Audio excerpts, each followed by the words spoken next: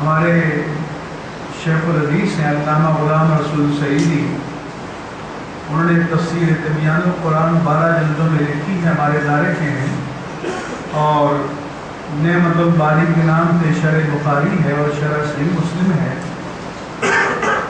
اس میں انہوں نے کئی صدیاں پہلے امام سرخسی کا ایک قول نقل کیا کہ یہ جب ٹیسٹ ٹیوب بیبی کا سوال آیا تو انہوں نے لکھا کہ 7 صدیاں پہلے انہوں نے لکھا کہ مرد کا شوہر کا بیوی کے ساتھ بالفعل ازدواجی تعلق قائم نہ بھی ہو تو حمل کا قرار پانا ممکن ہے۔ میں یہاں اس کی صورتیں بھی بیان کروں گا۔ تو وہاں برسٹل میں ہمارے ایک عالم ہیں، وہ انٹرفیئر ڈائلاگ کرتے ہیں، تو کہتے ہیں 2 بشپ آئے اس مسئلے کی بحث تھی، میں نے کتاب کھولی اور ان کو بتائی تو وہ فوراً کلمہ پڑھ کر اسلام میں داخل ہوئے کہ وہ دین جو اتنا نور دے دے انسان کو اور اتنا شعور دے دے کہ جس چیز نے 700 سال بعد ظہور میں آنا ہے اس کے امکان کو پہلے بیان کر دیں تو وہی دین چلنے کے قابل ہے۔ تو اس دین میں یہ گنجائش موجود ہے، تو لیکن اس میں ڈنٹ پڑ سکتے تھے، اس میں رکاوٹیں ڈالی جا سکتی تھی۔ تو خلفائے راشدین نے کیا کیا؟ سب سے پہلے تو یہ کہ حضور نے کیا کیا؟ تو حضور اکرم صلی اللہ علیہ وآلہ وسلم نے کوئی اسلام میں آیا تو بیعت لی۔ بیعت کے معنی اگر میں بیعت پر تفریح کروں تو 1 گھنٹہ لگ جائے۔ بیعت لیتے تھے، وہ بیعت علی اسلام تھی، تو وہ پہلا ووٹ آف کانفیڈنس تھا۔ ہجرت ہوئی تو بیعت علی ہجرت لی، وہ بھی ووٹ آف کانفیڈنس تھا۔ بیعت عقبہ میں بیعت لی، وہ بھی ووٹ آف کانفیڈنس تھا۔ پھر بیعت جہاد لی تو وہ بھی ووٹ آف کانفیڈنس تھا۔ محمد بن مسلمہ کہتے ہیں کہ جہاد کے لیے حضور بیعت لے رہے تھے، مجھے فرمایا کہ محمد تم بیعت نہیں کرو گے؟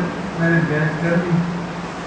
کہتے ہیں کچھ دیر بعد پھر میں سامنے آیا تو فرمایا کہ محمد بن مسلمہ تم بیعت نہیں کرو گے؟ میں نے عرض کیا میں نے تو کر لی ہے۔ فرمایا پھر؟ میں نے پھر کر لی۔ تیسری بار پھر میں سامنے آیا تو فرمایا کہ محمد بن مسلمہ تم بیعت نہیں کرو گے؟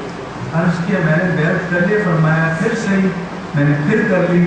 اب پھر میرے پاس وقت نہیں ہے کہ پھر اس محمد بن مسلمہ نے جہاد میں جو کمال دکھایا وہ کیا تھا۔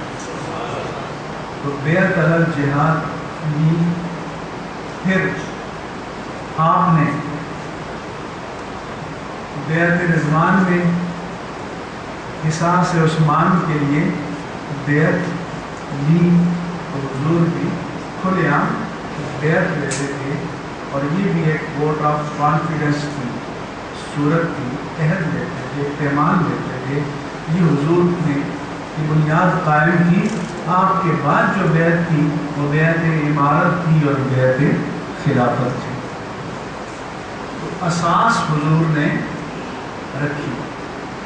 پھر جب مدینے میں آپ تشریف لے گئے تو لوگ تو کہتے ہیں میثاق مدینہ، ہم کہتے ہیں کہ کسی بھی اسٹیٹ کا وہ پہلا کانسٹیٹیوشن تھا۔ اصل میں اس مدینے کی اسلامی ریاست کا پہلا دستور تھا کہ جس میں سارے اہل مدینہ نے حضور کو ہیڈ آف دی اسٹیٹ تسلیم کر دیا۔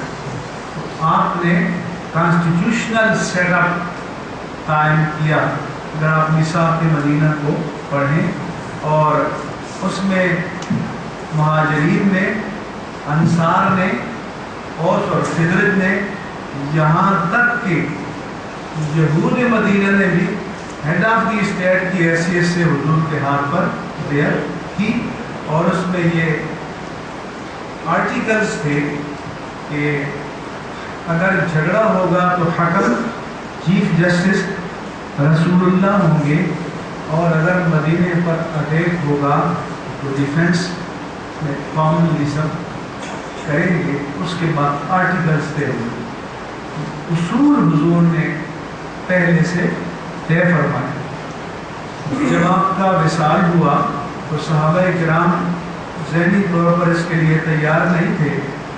حضرت عمر فاروق جیسے صحابی نے کہا کہ تو یہ کہے کہ محمد وفات پا رہے ہیں، میں اس کا سر قلم کر دوں گا۔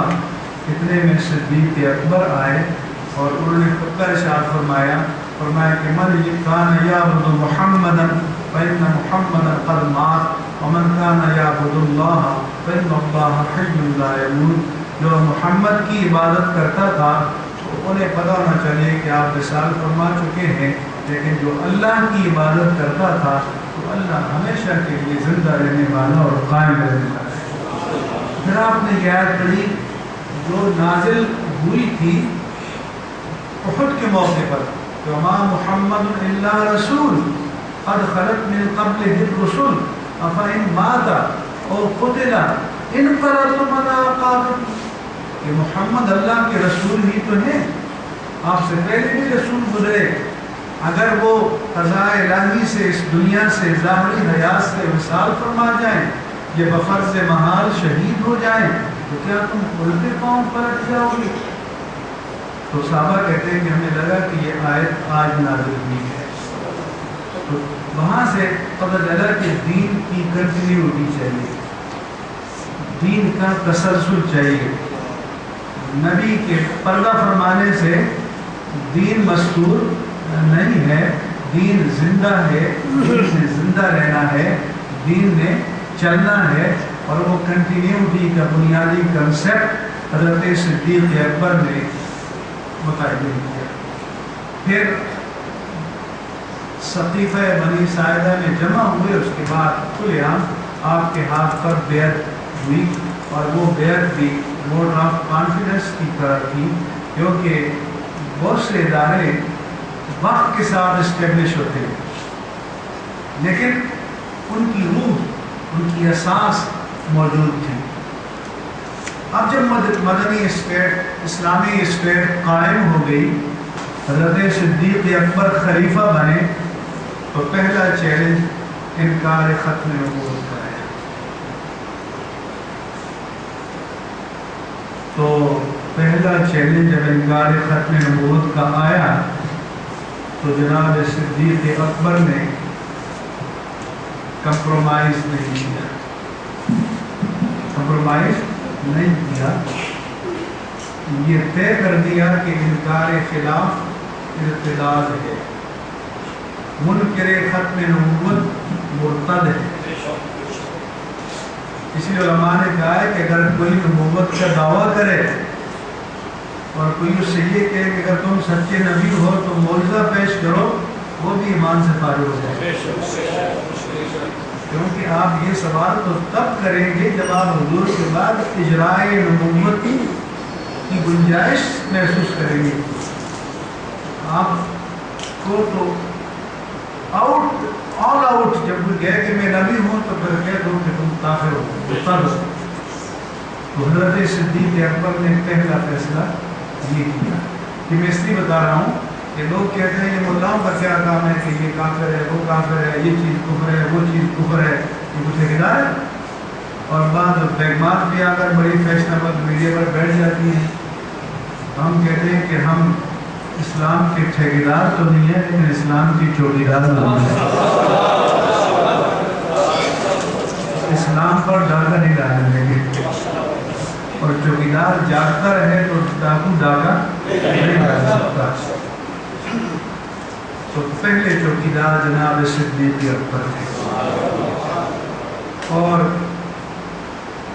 اسٹیٹ لیول پر، ریاست کی سطح پر انکار ختم نبوت کو ارتداد قرار دینے والے پہلے فرد صدیق اکبر تھے، اور پھر 1400 سال بعد پاکستان کی پارلیمنٹ نے اسٹیٹ لیول پر 7ویں آئینی ترمیم کے ذریعے انکار ختم نبوت کو ارتداد قرار دیا، اور اللہ کی تقدیر دیکھیے کہ حضرت علامہ شاہ احمد نورانی صدیق اکبر کی اولاد میں سے ایک مجاہد ملت نے یہ قرارداد پیش کی۔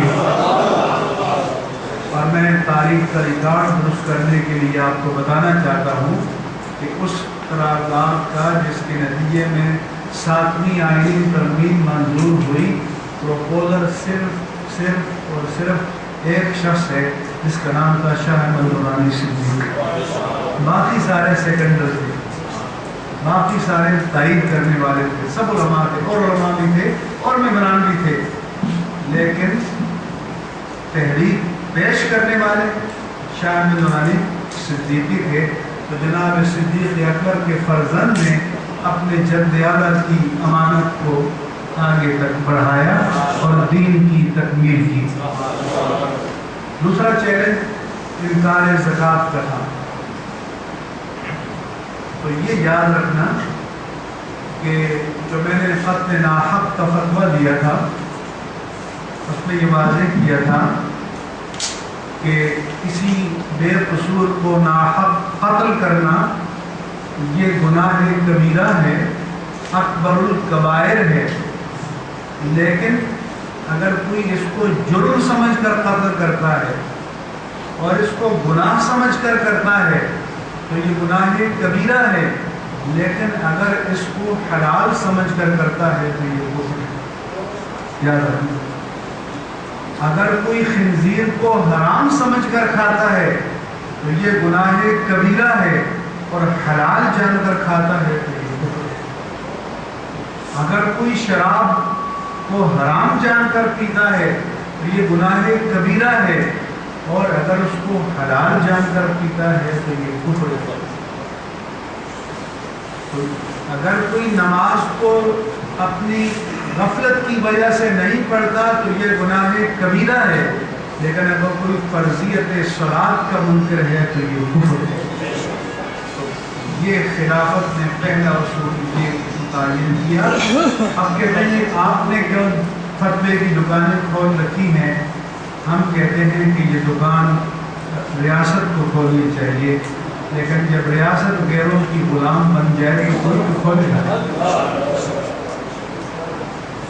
ورنہ یہ ریاست یہ دکان جناب صدیق اکبر نے کھولی تھی، اور یہ خلفاء راشدین نے اسی معیار کو قائم رکھا کہ یہ اسلامک اسٹیٹ کی ذمہ داری ہے کہ باقاعدہ ایک لائن کھینچے کہ اس لائن کے اس طرف ہے تو کفر ہے، اس لائن کے اس طرف ہے تو اسلام ہے، دین ہے اور شریعت ہے۔ یہ تکمیل دین کے اصول ہیں جو بیان کیے، اور ان اصولوں کو آج کے دور میں جاننا اور سمجھنا بہت زیادہ ضروری ہے۔ پھر قرآن مجید کو جمع کرنا صحیفے کی شکل میں، یہ جناب صدیق اکبر نے کیا۔ پھر جناب عثمان غنی نے اسی صحیفہ صدیقی کو لغت قریش پر جمع کیا، کیونکہ زبانوں کے ایکسنٹ ایک ہی زبان کے مختلف ہوتے ہیں، اور پھر اب حفاظت کی قرآن کو جو محفوظ ذکر وَإِنَّا لَهُ لَحَافِظُونَ، ایک حفاظت کا طریقہ حفظ ہے، ایک حفاظت کا طریقہ کتابت ہے۔ تو کتابت سے محفوظ صدیق اکبر نے کیا، حافظ سب تھے، لیکن حضور کا ارشاد ہے کہ جو کوئی اچھی سنت جاری کرے اس کا اجر ملے گا، اور قیامت تک جتنے لوگ اس سنت پر عمل کریں گے ان سب کی اجر کے برابر اس بانی کو اجر ملے گا۔ تو پھر عمر فاروق نے تراویح کی جماعت حضور کے زمانے میں با جماعت نہیں، صدیق اکبر کے زمانے میں با جماعت نہیں، حضرت عمر فاروق نے جماعت تراویح کو جاری کیا اور مصلی پر قرآن کی منزل کو جاری کیا، تو میں کہتا ہوں کہ تب سے آج تک جتنے حافظوں نے جہاں جہاں اللہ کی زمین پر مصلی پر قرآن پڑھا ہے اور جتنے اہل ایمان نے سنا ہے، سب کے سب اور جو آج سے قیامت تک پڑھیں گے اور سنیں گے، ہر ایک اپنا اپنا اجر پائے گا اور سب کے مجموعی اجر کے برابر اجر عمر فاروق کو ملتا ہے۔ یہ بھی قرآن کی حفاظت کا آپ کے سامنے ہے۔ حضرت عمر فاروق کو نامینیٹ کیا صدیق اکبر نے، لیکن ان کی بھی اوپن بیعت ہوئی اور وہ بھی آج کے اعتبار سے ریفرینڈم یا ووٹ آف کانفیڈنس کی طرح ہے۔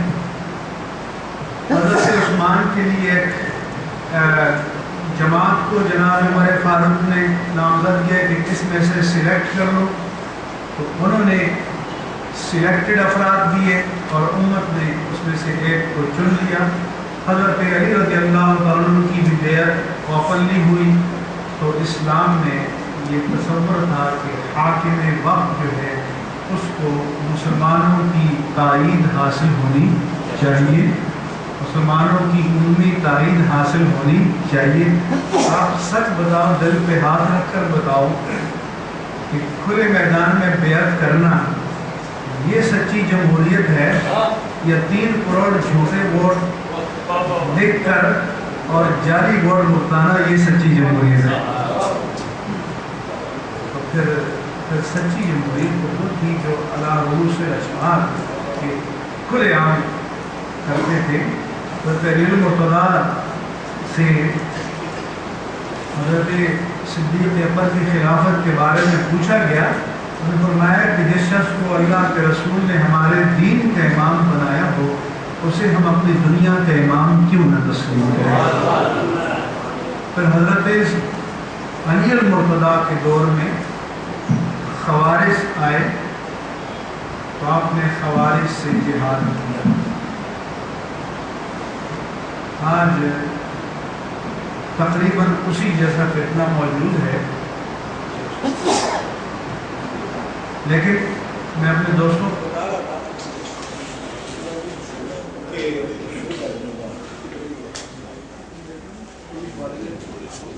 ہمارے حکمران، ہمارے صدر وزیر اعظم، اہل اقتدار کہتے ہیں کہ یہ پاکستان کی جنگ ہے، یہ ہماری جنگ ہے۔ امریکہ تو کہتا ہے کہ آپ انٹرنیشنل وار آن ٹیرر میں ہمارے حریف ہیں، لیکن ہمارے حکمران بھی کہتے ہیں کہ نہیں، یہ ہماری اپنی جنگ ہے۔ تو میں نے کہا کہ اگر یہ ہماری اپنی جنگ ہے، اپنی جنگ لڑ کر مزدوری کوئی دوسرے دشمن سے مانگتا ہے؟ بولو، تو پھر آپ کیوں کہتے ہیں کہ ہمیں وہ معاوضہ پورا نہیں ملنا؟ یہی تو کنفیوژن ہے۔ آپ کہتے ہیں کہ جنگ ہماری ہے، اجرت آپ باہر سے مانگتے ہیں۔ جب آپ اجرت باہر سے مانگیں گے تو پھر تو لوگ کہیں گے کہ جو اجرت دیتا ہے یہ اس کی جنگ ہے۔ تو ہم کہتے ہیں کہ مرسی نہیں بننا چھوڑ دو، آ جاؤ، دو ٹوک بات کرو، اوپن ہو جاؤ۔ اب ہم نہ امریکہ کے غلام ہیں نہ کسی کی جنگ لڑنی ہے، ہم نے اپنے وطن کی سالمیت کی جنگ لڑنی ہے اور اس کا پیسہ کسی سے وصول نہیں کرنا، یہ ہم پر فرض ہے۔ تو قوم بھی کلیئر ہو جائے گی۔ اس کے بعد کوئی فساد کرے گا تو اسلام دشمن ہوگا، وہ پاکستان دشمن ہوگا، لیکن جب آپ کنفیوژن کریٹ کریں گے تو پھر انتشار پیدا ہوگا اور کلیئرٹی نہیں آئے گی کہ یہ مسئلہ۔ اب جو بات آپ کو بتانے جا رہا ہوں کہ یہ اسلام کا آج امریکہ کو یا ویسٹ کو یا عالم کفر کو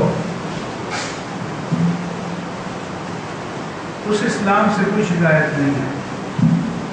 آپ تبلیغی اجتماع کریں، اگر آپ تبلیغی اجتماع جو ہے کیپٹل ہل پہ کر دیں، وائٹ ہاؤس کے سامنے، اسرائیل میں جا کے کر دیں، یوٹا میں بھی ہوتے رہتے ہیں، کچھ کہتے ہیں بولو روکتے ہیں؟ باہر کے ملکوں میں تبلیغی اجتماع ہوتے ہیں نہیں ہوتے؟ روکتے ہیں، نماز پڑھنے سے روکتے ہیں، مسجدیں ہیں یا نہیں؟ تو جو ریچول اسلام ہے اس کو کوئی خطرہ محسوس نہیں کرتا، جو انہیں قبول نہیں وہ پولیٹیکل اسلام ہے۔ اب ہمارے لوگوں کو بہکانے کے لیے کہ کہتے ہیں کہ صوفی بڑے اچھے ہوتے ہیں، صوفیوں کا اسلام، صوفیاء کرام بڑے اچھے تھے، انسانیت سے پیار کرتے تھے، محبت کرتے تھے، تو صوفی کانفرنسیں ادھر امریکہ میں منعقد کی جاتی ہیں۔ ادھر سے حکم ہوا تو پہلے صوفی چودھری شجاعت حسین نے یوسف صلاح الدین کے ساتھ مل کر صوفی کونسل بنائی تھی، پھر صوفی آصف علی زرداری صاحب نے ہمارے صدر نے جو 60-70 کشری کے جتنے سرخے تھے ان کو جمع کر کے صوفی کانفرنس کروائی۔